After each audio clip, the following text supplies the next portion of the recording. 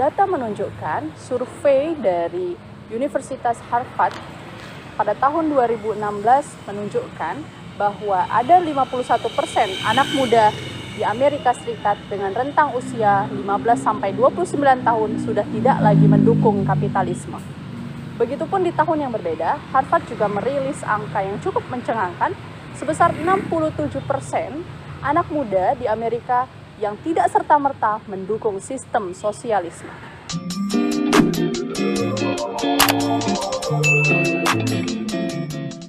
Assalamualaikum warahmatullahi wabarakatuh. Semoga senantiasa berada dalam lindungan Allah dimanapun Anda berada. Bagaimana kabarnya di akhir tahun 2022 ini? Apakah pemirsa sudah memiliki resolusi untuk tahun 2023? Ya pemirsa, dari data yang sudah kami sampaikan, hal ini menunjukkan bahwa di negara adidaya sendiri yang menjadi gembong kapitalisme, anak muda sudah tidak begitu mendukung kapitalisme ataupun sosialisme sebagai sistem kehidupan mereka. Lalu, sistem apa yang sejatinya mereka dambakan? Untuk itu pemirsa, kami sudah merangkum seruan politik dari tokoh muslimah Sumatera Utara terkait dengan topik ini. Berikut liputannya untuk Anda. Assalamualaikum warahmatullahi wabarakatuh. Sepanjang tahun 2022 ini begitu banyak permasalahan yang kita hadapi, dari mulai permasalahan narkoba, judi, permasalahan korupsi dan lain-lain. Dan permasalahan ini sebenarnya bukan hanya terjadi di tahun 2022, tetapi juga dari tahun-tahun sebelumnya. Padahal kita punya banyak intelektual, dari mulai doktor, profesor, para ahli. Kita punya di Sumatera Utara ini juga begitu banyak intelektual yang kita miliki, dan itu merupakan potensi yang ada di Sumatera Utara ini, tetapi sampai sekarang belum mampu menyelesaikan. Jadi yang namanya good governance itu sampai sekarang belum bisa terwujud. Padahal kita memiliki potensi yang besar untuk itu. Nah kemudian jadi banyak masalah-masalah yang sama sekali belum bisa terselesaikan. Padahal kalau kita mau merujuk, sebenarnya kita punya solusi, gitu ya. Solusi yang bisa kita gunakan yaitu solusi Islam. Berbicara secara intelektual, masa depan Islam di Indonesia sangat tergantung kepada berhasil tidaknya generasi saat ini merumuskan hukum-hukum syariah untuk memenuhi kebutuhan umat. Nah, untuk itu perlu kerja keras para intelektual di dalam bingkai etika Al-Quran, sehingga prinsip-prinsip Islam yang lain juga bisa ditegakkan. Oleh karena itu, kami mengajak para intelektual untuk bersama-sama merangkul para pemuda dan anak-anak untuk bisa membangun bangsa ini dengan menggunakan Islam sebagai landasannya dan menjadikan Islam sebagai solusi untuk menyelesaikan permasalahan-permasalahan yang ada di masyarakat, insya Allah. Assalamualaikum warahmatullahi wabarakatuh. Bismillahirrahmanirrahim. Assalamualaikum warahmatullahi wabarakatuh. Alhamdulillahilladzi bi ni'matihi ihtadal muhtadun wa bi rahmatihi tahaddal muslimun ahmaduhu wa atubu ilaih. Saudaraku yang dirahmati Allah dimanapun berada, apa kabar generasi kita hari ini? Ada apa dengan generasi muslim? Takutkah mereka dengan agamanya yang mengajarkan keadilan dan cara hidup yang benar? Semakin hari kita melihat para pemuda kita ditakut-takuti, hingga agenda deradikalisasi yang menjadi propaganda yang masif. Berbagai konferensi diadakan untuk merekonstruksi ajaran Islam. Kita dipaksa untuk menerima ide-ide dari barat, seolah lupa siapa yang datang menjajah dan kemudian membawa ide-ide liberalnya sehingga masuk ke sekolah-sekolah, bahkan ke rumah-rumah kita. Innalillah, bukankah ini sebuah musibah? Allah berfirman di Quran surah Al-Baqarah 208, A'udzubillahi minasyaitonirrajim, Bismillahirrahmanirrahim. Ya ayyuhalladzina amanu udkhulu fis-silmi kaffah. Wahai orang beriman, masuklah kamu ke dalam Islam secara sempurna. Kita tidak disuruh berislam secara moderat, kita tidak disuruh berislam secara radikal sebagaimana yang didefinisikan barat, tapi kita disuruh beriman secara kafah, secara sempurna. Maknanya adalah sempurna dalam perkara akidah, sempurna dalam perkara ibadah-ibadahnya, sempurna dalam perkara syariat-syariatnya, juga sempurna dalam perkara muamalat dan ukubatnya. Totalitas mengikuti standar Islam. Kemudian sambungan dari ayat tersebut adalah wala tattabi'u khutuwatis syaiton innahu lakum aduwwun mubin. Jangan kamu mengikuti langkah-langkah setan. Sesungguhnya setan itu adalah musuh yang nyata bagimu. Maka ketika dalam kehidupan kita mengambil pemikiran-pemikiran lain selain pemikiran Islam, mengambil pemahaman-pemahaman lain selain pemahaman Islam, dan mengambil cara-cara kehidupan lain selain cara kehidupan Islam, maka sesungguhnya kita sudah terperangkap di dalam langkah-langkah setan. Assalamualaikum warahmatullahi wabarakatuh. Assalamualaikum warahmatullahi wabarakatuh. Perkenalkan, saya Wanda Hamida Polem dari Himpunan Dai Muda Indonesia Pimpinan Wilayah Sumatera Utara. Katanya, pemuda adalah tonggak peradaban. Namun, jika dilihat dari fakta kekinian, ada yang terjebak jiwa hedon yang menekan mental. Ada pula yang memasang filosofi yang menurutnya cukup ideal. Tapi bukan kapitalisme namanya apabila tidak membajak potensi pemuda.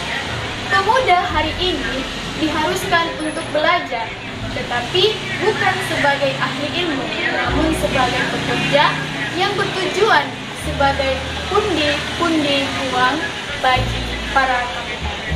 Tambah lagi, kapitalisme memiliki asas sekularisme. Asas sekularisme inilah yang memisahkan antara kehidupan dengan agama, yang membuat pemuda pada hari ini merasa risih dengan agamanya. Perlu kita ketahui, sampai sekarang bahkan ada yang membuat agama secara keseluruhan sama dan secara bebas dapat merayakannya dengan dalih toleransi. Pemuda muslim pada hari ini malu ketika memperjuangkan agamanya, tetapi merasa bangga ketika memperjuangkan ide kebebasan dari barat. Hal inilah yang membuat generasi pemuda semakin jauh dari aturan Allah Subhanahu wa Ta'ala, yang menyebabkan generasi semakin hancur dan terpuruk akibat disetir oleh aturan yang jauh dari fitrah manusia. Assalamualaikum warahmatullahi wabarakatuh. Assalamualaikum warahmatullahi wabarakatuh. Seorang ibu ataupun orang tua, ayah dan ibu tentulah menginginkan anak-anaknya adalah anak yang solih dan solihah, anak-anak yang kelak mampu menjadi jalan keselamatan bagi kedua orang tuanya di akhirat kelak. Menjadi anak yang solih dan solihah itu tentulah harapan bagi orang tua dimanapun. Di dalam Islam, maka akan terus mengalir doa dari anak yang solih dan solihah ini yang akan mampu menyelamatkan kedua orang tuanya kelak di akhirat. Anak yang solih dan solihah ini ketika dia ada di dunia, maka dia akan benar-benar menerapkan Islam dalam kehidupannya, memiliki pola pikir Islam dan pola sikap Islam, sehingga segala aktivitas dan amalnya itu selalu dia sandarkan kepada ketundukan, ketaatan kepada hukum Allah semata-mata. Kemudian dalam kehidupannya, anak yang solih dan yang soleha ini, dia akan tampil sebagai sosok pemimpin di tengah-tengah masyarakat. Dia akan mampu memberikan solusi penyelesaian terhadap problem-problem kehidupan yang dihadapi oleh umat, oleh masyarakat.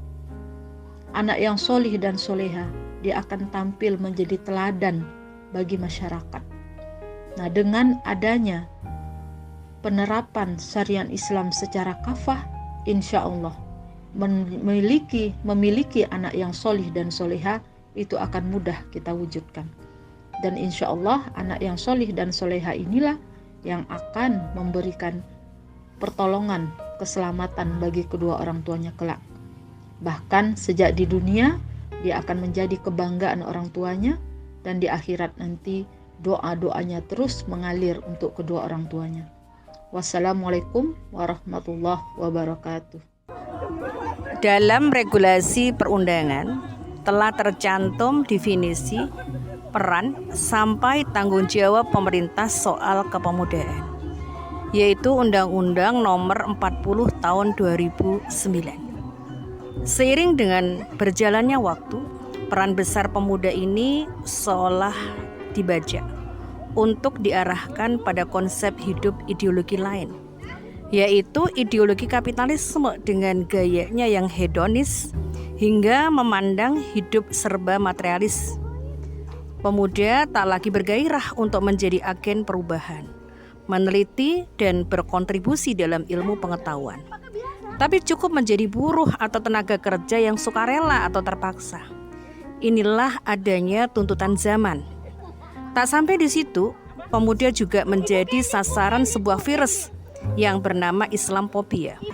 Padahal kontradiktif jika disebut sebagai sikap bela negara. Namun ramah berjabat mesra dengan para penjajah yang merugikan negara.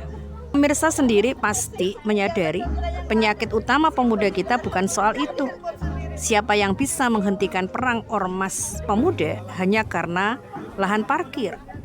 Di kota Medan misalnya, bajing loncat sudah perkara yang lazim.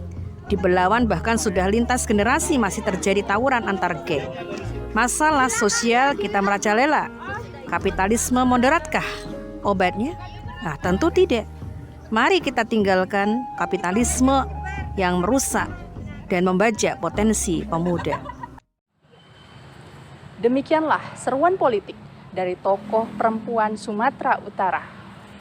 Jika saja para pemuda menyadari bahwa Islam layak dan pantas untuk mengatur kehidupan mereka, masih ada peluang bagi mereka untuk memperjuangkan tegaknya Islam di muka bumi ini.